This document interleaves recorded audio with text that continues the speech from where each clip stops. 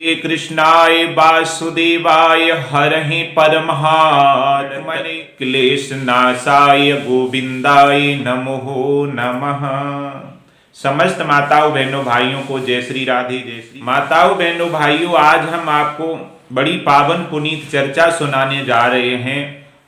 थाना दरियागंज की जो झील है उसकी हम आपको बताएंगे ये झील पर क्या होता है और झील पर लोग अधिकतर क्यों जाते हैं, ये झील कहाँ से आई। साथ में ये भी बताएंगे हम आपको ये भरगैन कस्बा है, इसका पहले नाम क्या था और कंपिल का पहले नाम क्या था।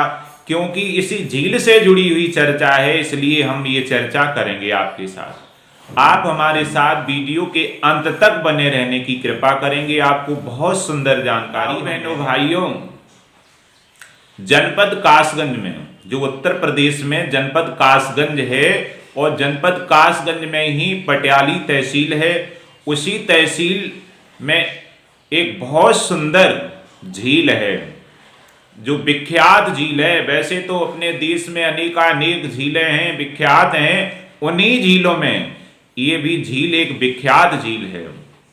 3 नगरों से इसे लोग जानते हैं, दरियागंज, थानागांव, रेलवे स्टेशन दरियागंज। इन नामों से दूर दूर के लोग इस झील को जानते हैं। अब तो इस झील पर बहुत ही सुंदर सौंदर्यीकरण हुआ है।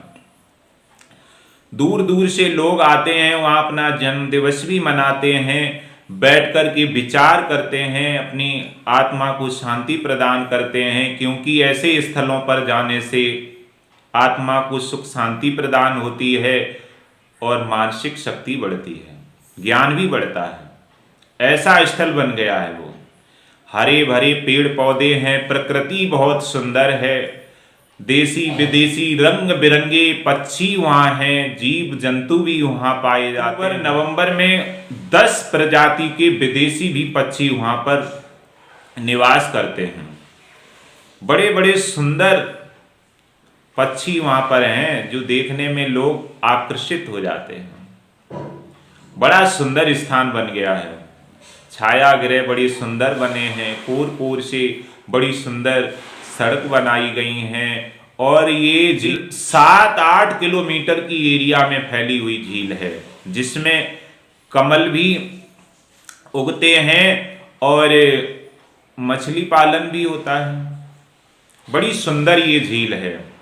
ये झील आई यहाँ से है माताओं बहनों भाइयों। कभी थाना गांव के बिल्कुल कुलीन पर माँ गंगा गुजरी हैं, और माँ गंगा जब यहाँ से गुजरी हैं तो वही अपना मार्ग परिवर्तन करके स्वयं तो थोड़ी दूर चली गई, लेकिन कुछ ऐसी यहाँ पर एक झील छोड़ गई जिसका कोई जवाब नहीं। बड़ा सुंदर स्थान छोड़ गई हैं, सदा उसमें जल रहता। महाराज भागीरथ बिल्कुल थाना दरियागंज के समीप गुजरते हुए सीधे भरगैन की ओर बढ़े हैं। ककराला गांव के थोड़े नीचे से भरगैन की ओर बढ़े हैं। ये क्योंकि यहाँ भरगैन के किनारे इसलिए बढ़े हैं क्योंकि यहाँ पर एक बहुत अच्छे ऋषि तपस्या करते थे पहले। उनका नाम था भार्गव ऋषि। भार्गव ऋषि की तपोस्थली है, और भार्गव ऋषि के नाम से ही इसे भरगैन कहने लगे हैं। ये भी बहुत अच्छी ऐतिहासिक स्थली रही है भरगैन, क्योंकि बड़े ऋषि मनीषियों का तपोस्थली रही है। और बिल्कुल महाराज भागीरथ उनकी भी कुटिया से गुजरते हुए, जो आज फर्रुखाबाद जनपद में पड़ता है कंपिल नगर, वहां के लिए गए हैं। क्योंकि इसे पहले पांचाल नगर कहते थे और इसे काम्पिल्य नगर भी कहते थे, क्योंकि कपिल मुनि के नाम से इसे काम्पिल्य नगर कहते थे। आज जो है धीरे धीरे परिवर्तन होते होते उसे कंपिल कहने लगे हैं। माताओं बहनों भाइयों, यहाँ के बड़े अच्छे राजा थे। यहाँ की ही देवी द्रौपदी थी, और यहीं पर राजा सगर के 60,000 पुत्र जलकर राख हो गए थे। उन्हीं के लिए महाराज भागीरथ गंगाल आए थे। महाराज भागीरथ बिल्कुल समीप कंपिल में पहुंच जाते हैं अपने पूर्वजों का कल्याण करने के लिए। अब हम आपको ये भी बताते हैं साथ साथ में बहन भाइयों कंपिन नगर के बारे में तो आप जानते ही हैं, बड़ी ऐतिहासिक नगरी है, लेकिन शास्त्रों में एक कंपिन नगर से 5 किलोमीटर की दूरी पर एक मानपुर गांव है। उस मानपुर ही गांव को पहले मीनपुर कहते थे। उसी स्थान पर द्रौपदी जी का स्वयंवर हुआ था। वह द्रौपदी स्वयंवर स्थान रहा है। बड़ी अच्छी चर्चा है इनकी, शास्त्रों में चर्चा है, वेद में भी चर्चा है।